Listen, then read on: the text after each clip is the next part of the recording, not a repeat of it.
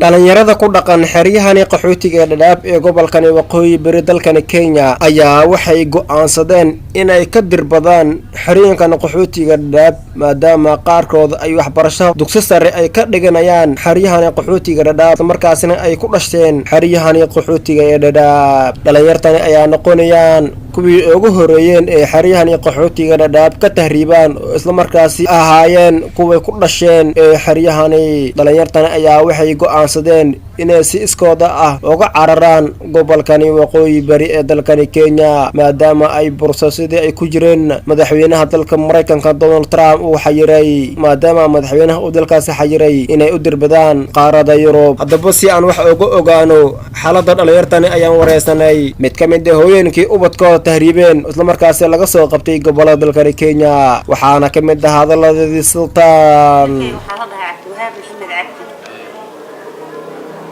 شحرنا قلت بالرحمة مرة قلت لنا يسول كان مقالة ليس حتى أنا تريبنا كم حقول قلت لي إخراء وافون تري وحتى جواتهم وقالوا نده كل يقاس تمجرت وحنا قلت له وهذا إنه في جنة أو مرينا هذا قرنا يقال ملحن waxaan qaxootigii madaxdii fastawanka la soo dajiyay ilmaha ku dacaftan intaan ku dhalay taqo waxaan neeyto hadda maadaama hadda neeyto wada rajadii hore waan dhignay oo neeyto ma la jecel yahay la lahay hadda xogaa rajo la'aan baa ku dhacday meesha uu iska jaam garay baan hadda u maleynaa hadda wax kale hadda dhibaato oo kale ku ogay malaha waana aqoon oo aabi ugu dhintay hadda nin aaba kale anaha anigu baa qof hooyo ay kurinayso baan ahay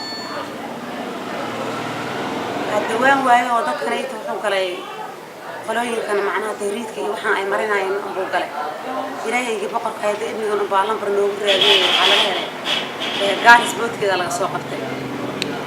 حتى وحجوا جارس محكمة إيه وحول بنا وصوا مري ولنا قعدت كيد مسوقين لكن جارس إنه هاي اللي يشيل والله اللي بعد تأت وفرق بدن بقى قفتي سلام قصقنا حالة دي إلهي سبحانه وتعالى أم بالشكر حالة دي سلام قصقنا إلهي بقر أم بالشكر إلهي يجيب بقر خاي مركي وعلى قبتي قارسة لو خاي على إيدهاي هذه إلهي يجيب بقر خاي أنا قلنا هاد علي يو ابني يسوق قبتيبه والله قرص فائد أنا ومحلها أود بأنه هاي إنه مسلم كإلهي الدين لا يقاتل إلا هذا العقد هذا اللي يقوليه وشن أنا كبح إنه مسلم ويستريه هاي يجيب حدا بقول يقنطنكم بقى يجيب حدا oo trisborkiisi iyo dadkii ka tagay iyo meesh maxkamadda lacagti laga dhahay 120 ku maxkamad laga dhahay ilaa iyo trisborki qolooyinkii soo qabso walaal dhibaato fara badan oo aad iyo aad uga bixi karo tabarteeda aan ahayn baa iga gaartay waxaan ugu baaqayaa wallahi dhibaatadan aad u fara badan inay macnaha carruurta hortag aad aan uga sameeyno oo lana dadaalo sida macnaha ibniga oo dalka ibniga loo dhuujiyo iyo annaga oo dadaalnaba sababtoo ah waxaan dhibaato fara badan waay halis bay hadda ku sugnaayeen qayb kale oo wali si xirna waxa jirta birson loo diray hadda agood loo sii waayay baa jirta maxallaha Cabdi Wahaab haduu soo noqdo kulli horta waan waanani oo annaga diinta islaamka baan ku dhalanay quraan iyo waxna ansaaro laakiin macnaha in 20 jir oo hadda maxallaha oo hadda iga fakaday ilaahay baan u baryaa ma ogada agood kale u haya ma jirto sidoo kale waxaan nasiib u yeelanay inaan hadalkaasi ku wareysano gudoomiyaha guud ee xarada qaxootiga dhagaxley Xabiiba Mursal Cabdiraxmaan iyadoo sheegtay inay dhalinyarta inta badan ay ku dhasheen xeryahani qaxootiga dhadhaab sidoo kale waxay baaq u dirtay dhalinyaro walba Soomaaliya meel walba caalamka ay ka joogaan waxay hadal ku dhigtay sidaan gudoomiyaha guud ee xarada dhagaxley waxa aad halkan uga xumay dhalinyarada dhagaxley oo la waayay wali baad reebkeeda ku jirnaa qaarkood dhalinyarada waa la yaro waalidiintooda ilaa saacadan way la joogaan qaarkood baa ilaa saacadan ay maxkamadda la saaray sababta maxkamadda markii lagu xukumo waa ina xasbiga gashad gudaha inaad furitido dhahay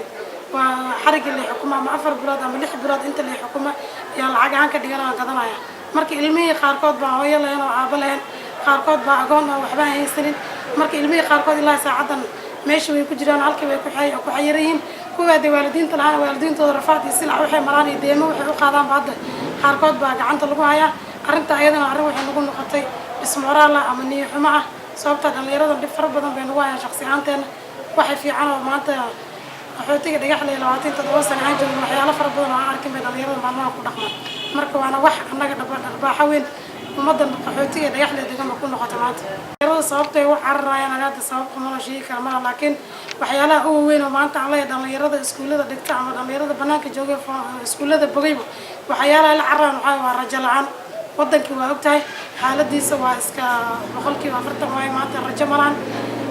processyadii ama dibadbaafka laga heli jiray qaxootiga maalmahan ayadana malahan oo sida rumaan marka waxyaalaha fara badan dhalinyarada maanta gacanta uga bixin waxa kamid ah dhalinyarada wax rajo ay sugayaan malahan hadda iskuulka bogaan ay fanfooga bogaan jaamacada soo bogaan wali guriga shalay aka iskuulka barnaysan baad ku soo noqoni hor socod kale ta malahan qaxootiga marka runta ku sheeg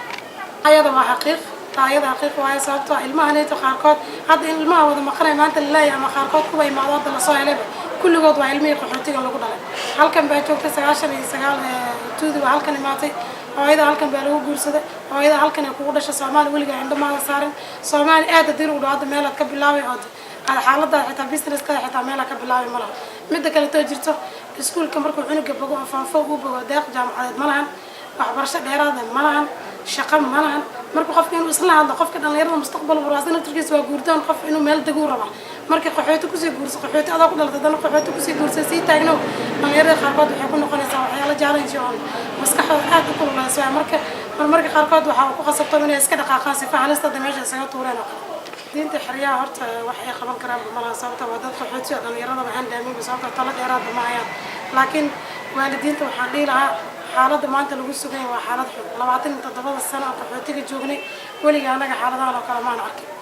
hooyadii ahayd iyo daabaheed ilmaha horta ku faracadko ilmaha inuu halis ku dhaco oo liba xafka isaga rido oo kaliya laga baxo indhaha laga baxo ma waxa loo dul qaadan karin asaxan waxa dhaanta adoo waxbarasho inta soo bogtid hooyada aabaa la joogto ay kula joogaan koobka shaaha ama moordida WFDN si kula cunaan inta helo iska ridi laayeen marka waxaan dhiilaa dhalinyarada ilmaha waalidiinta ilmaha dhalay inay ogaadaan ilmahooda waxaa meeshu bariyo cunugan saaka class ma aaday hadda ma yimid muuqadeey muu casheey muu quraacdina ilmaha ogaato wax hadda taas ma weysana kulay hadda xaaladaha socdo ilmaha ka qayb qaadanaya sababta geerida waxa la marka adiga maqanta dariskaada walaalkaada ku maqanta maanta hadii aan maqashay qof hebel baa maanta taariibay ama hebel baa inta aaday adna kulay gurigaada mar unbay soo weerar doonta xaaladahan ay tahay xaalad fiican ma wax loo dul qaadan karo dhalinyarada yar yar ee hooyada waa in waxa ka codsanaa maskaxdooda inay dejiyaan israaqada marta ilaahay baa qoray ilaahay wuxuu ku siin lahaana adiga lama tashanay hadda jaamacada tagilaad hadda Soomaali inta aad shaqo fiican ah helay wax walba ilaahay uu ku siin wuxuu adiga la tashanay marka waxa ku codsan dhalinyarada maskaxdooda inay dejiyaan